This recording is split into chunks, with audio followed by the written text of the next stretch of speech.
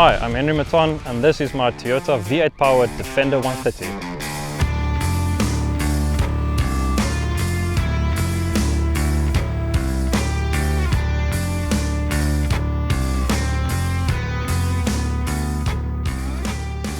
What made me choose this vehicle?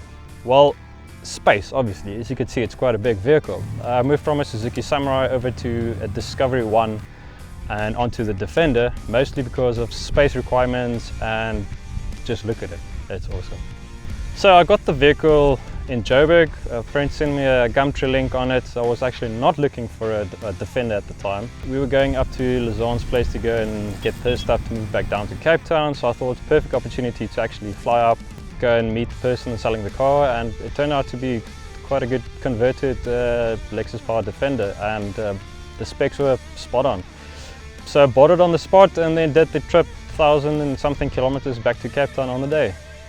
So this project was a bit different than the previous ones. I knew the amount of time and effort it takes to do engine transplant and all of that gear. So instead of doing everything myself, I was looking at an already converted setup, which saved me quite a lot of time, effort and money in the process, so I could further refine it. So I bought the vehicle with the Lexus 3UZ cruiser gearbox and transfer case. Few small modifications. Mainly what I did was suspension upgrade, matching shocks, long travel at the rear. Got some different rims and tires on the whole setup, and mostly finer adjustments, did the lights front and back, cosmetic changes, and also made it better for touring and weekend camping and stuff. And also re-gearing was quite a big thing, and it changed the complete vehicle actually. So yeah, overall I would say half of the work that's been done on this vehicle is probably with my two hands.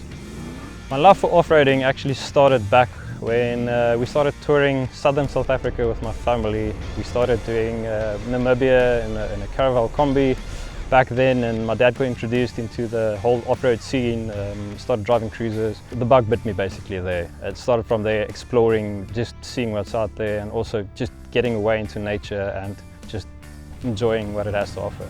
My best memory with this vehicle, it's difficult. In terms of full driving, I would say the Matruisburg trip. We were fortunate enough to open the trail basically in super thick snow. This car, the work was cut out for it. It was on big tires, locked, and that limiter was bashed a few times just to get up there. That was pretty epic. In terms of camping touring, the Namako Eco Trail, it was bloody awesome. My worst memory is probably on that Namako Eco Trail trip, which you'll see in one of my videos, where I lost the front brake pad on this car in the middle of nowhere, and we had to retrofit the old Bucky's one onto this.